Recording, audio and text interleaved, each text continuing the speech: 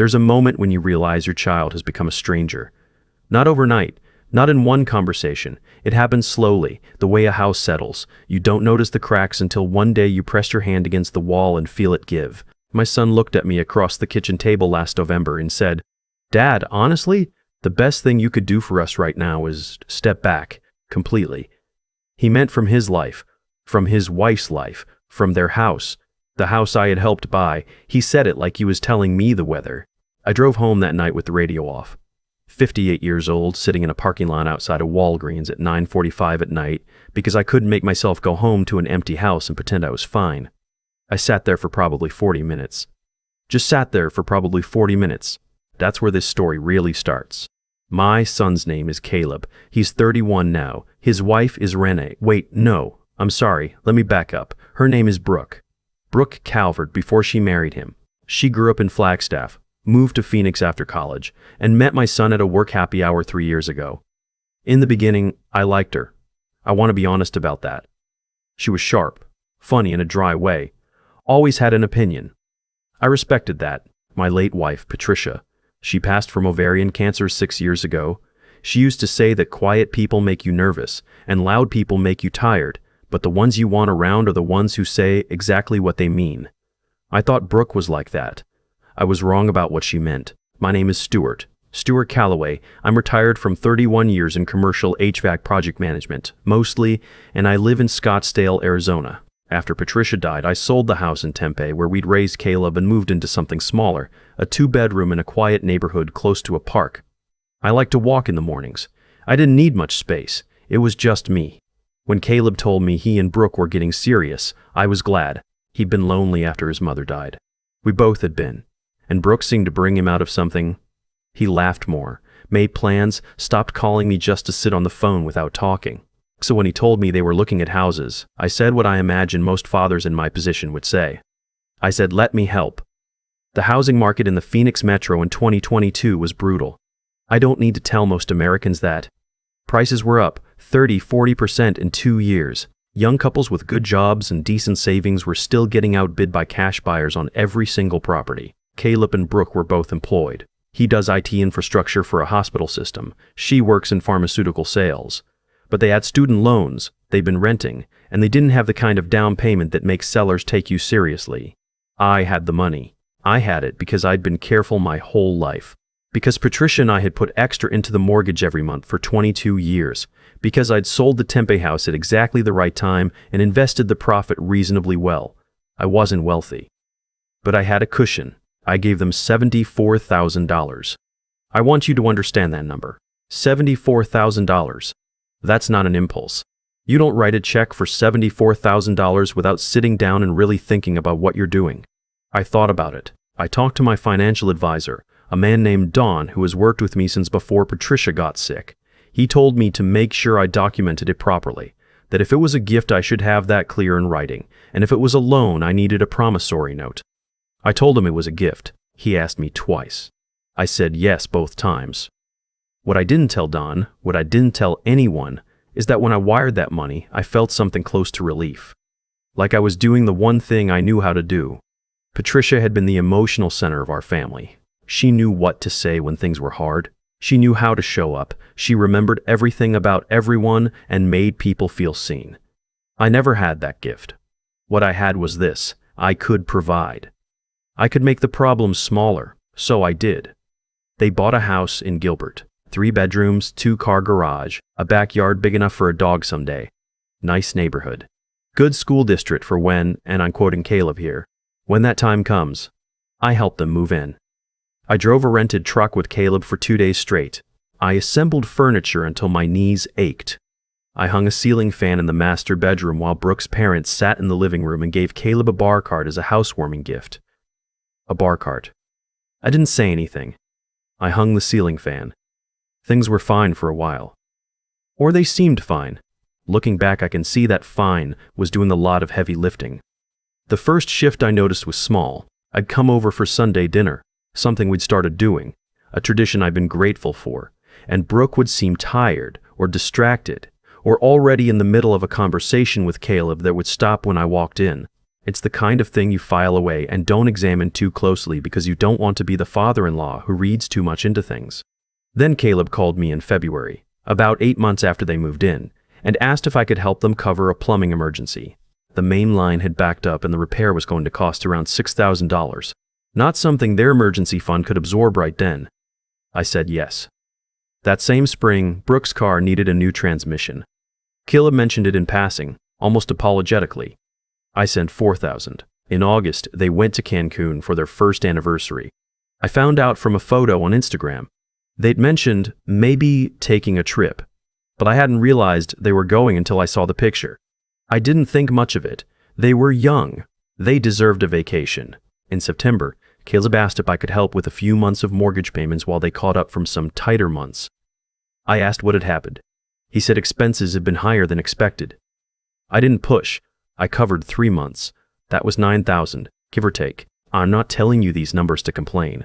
I'm telling you so you understand what the ledger looked like by the time we got to last November. By then, between the down payment, the plumbing, the car, the mortgage coverage, and a few other things I'm probably forgetting, I had given or contributed somewhere in the neighborhood of $91,000 in roughly 2 years. $91,000 to help my son stand on his own 2 feet. The Thanksgiving conversation. That's what I call it in my head. The Thanksgiving conversation, like it was a normal thing that happened at a normal meal, came after dinner at their house. Brooke had gone to take a phone call. Caleb and I were in the kitchen. I was rinsing plates because I always rinse plates. It's just what I do. And he said, "Dad, I need to talk to you about something." I turned off the faucet. He told me that he and Brooke had been talking and they felt like things were getting complicated. That my involvement in their finances had created a dynamic. That Brooke felt like I had too much influence over their decisions because of the money. I asked him what that meant. He said that going forward, they needed space. That they were going to handle their own finances from now on. And this is the part that took me a moment to process, it would be better for everyone if I didn't come around as much. That I should maybe give them a year to establish themselves as a couple without my presence being so constant. I stood there holding a dish towel. I said, "Caleb, I've been to Sunday dinner. I've helped when you asked." He said, "I know, Dad, but Brooke feels like you're always there." I was there because you invited me, I thought. I didn't say it. I drove home with the radio off. I didn't call him for 2 weeks. I wanted to give him space like he asked. I also didn't know what to say. I've never been good at processing things out loud. Patricia used to tease me about it. She'd say I was like a computer that needed to go offline to run updates. I'd disappear for a day or two after something hard, and then I'd come back and be able to talk about it. But this wasn't a 2-day thing. I called my sister Diane, who lives in Tucson. Diane is 62, sharp, and she does not sugarcoat things. I told her everything. There was a long pause on the phone. She said, "Stuart, how much total have you given them?" I told her. Another pause. She said, "And they've never once paid any of it back?" I said no.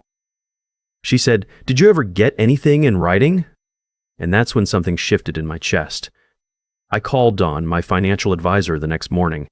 I told him I needed to look at the paperwork from the original home purchase. He pulled up everything and emailed it to me that afternoon. There were 2 sets of documents. The first was what I expected. The gift letter I'd signed, stating that the $74,000 was a gift with no expectation of repayment as required by the lender. The second set I had almost forgotten about. When we had first started the process, Dawn had strongly suggested, that in addition to the gift letter required by the mortgage company, we formalize our arrangement separately, not a loan, but a deed of trust, a document that gave me a small equity stake in the property in exchange for the contribution. It wasn't a lien exactly, it was structured as a partial ownership interest, roughly 18% of the home's assessed value at the time. I had signed it. Caleb had signed it. Caleb had signed it. We'd had it notarized. And then, honestly, I had forgotten about it. I hadn't thought about it in 2 years. I hadn't needed to. I sat at my kitchen table for a long time reading those pages. I hired an attorney. Her name is not important, but she's a real estate and estate planning attorney who had been recommended to me by a colleague years ago. I sent her the documents. She called me back 2 days later. She said, "Mr. Calloway, do you understand what you have here?" I said I thought I did. She said, "You have a legally documented partial ownership interest in the property. That means if the property is sold, you are entitled to a portion of the proceeds proportional to your stake. It also means certain decisions about the property, refinancing for example, require your consent. I asked her how enforceable it was. She said, very. I asked her what my options were. She walked me through them carefully. I could do nothing, and simply hold the interest. I could notify Caleb that I intended to exercise it. Or, if the property were ever to be sold or refinanced without my consent, I would have legal grounds to intervene. I thanked her. I hung up. I went for a walk in the park. I didn't call Caleb right away. I thought about it for 3 weeks. I want to be honest about that. I wasn't plotting anything. I was grieving. Because what I was realizing, sitting with all of this, was that I wasn't angry at my son in a simple way. I was heartbroken. This was the kid I'd coached in Little League, the kid who called me from his dorm freshman year because he didn't know how to do laundry and we laughed about it for 20 minutes. The kid who sat in the hospital waiting room with me for 11 hours when Patricia had her first surgery and didn't once look at his phone. That kid had become someone I didn't recognize, and I didn't know how much of that was Brooke's influence, and how much of it was just him growing into someone different than I'd imagined, and how much of it was my own failure to adapt. I called Diane again.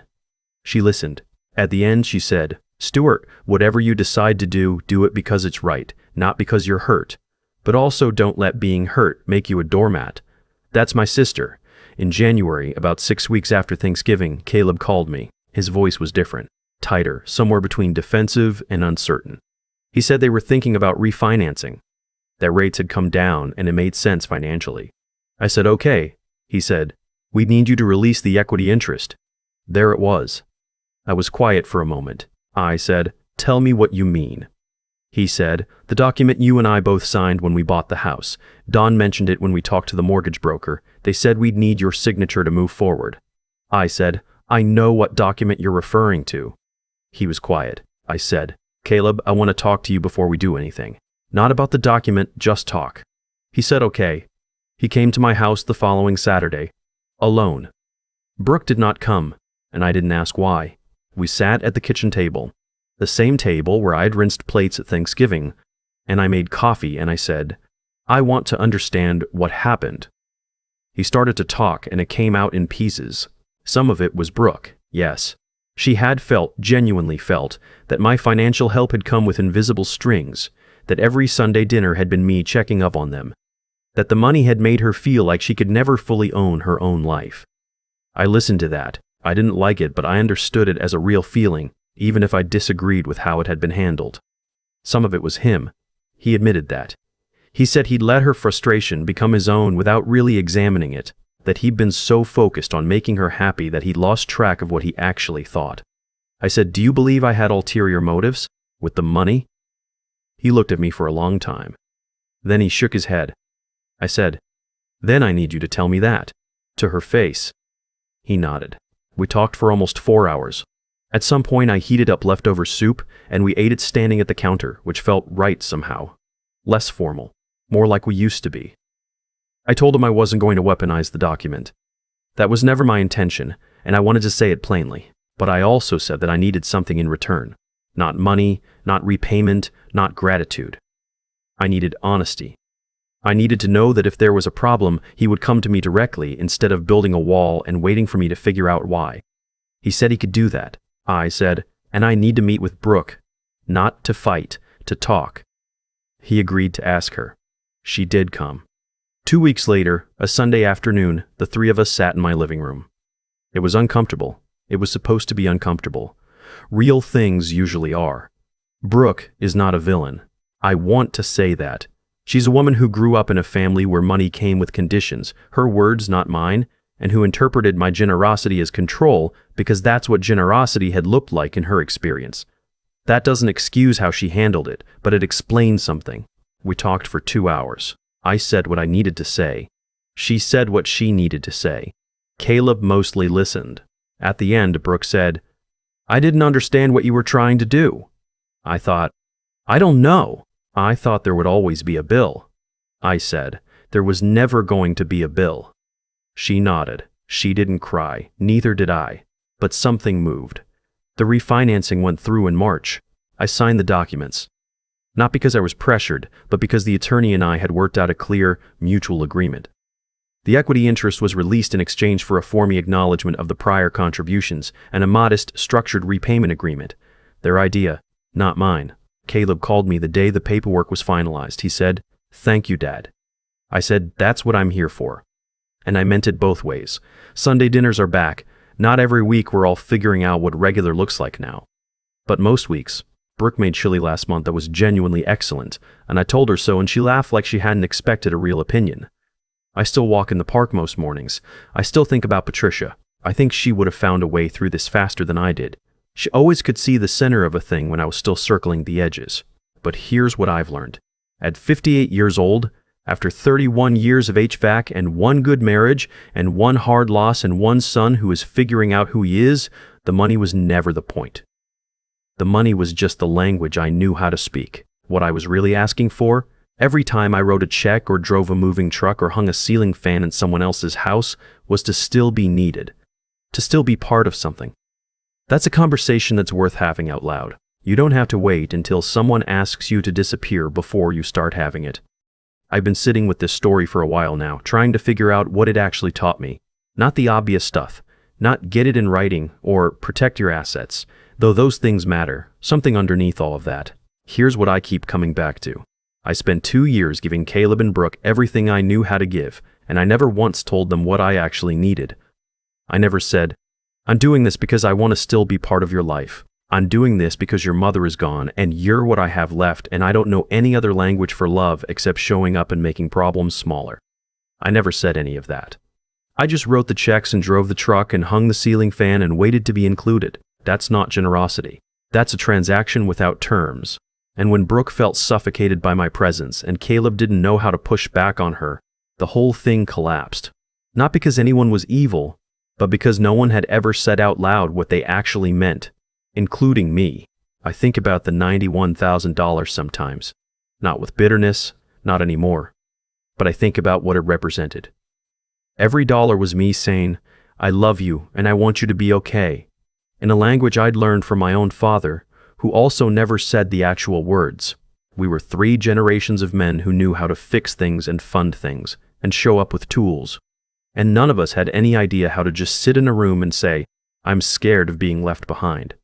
The equity document, the thing that ended up mattering, wasn't something I planned as leverage. Don suggested it 2 years before any of this happened, when the idea of needing it would have seemed absurd to me. I signed it because he said it was smart. That's all. But what it turned out to be was the one moment in this whole story where I had actually protected myself without realizing it, not out of suspicion, just out of having someone in my corner who thought ahead when I wasn't. There's something in that worth sitting with.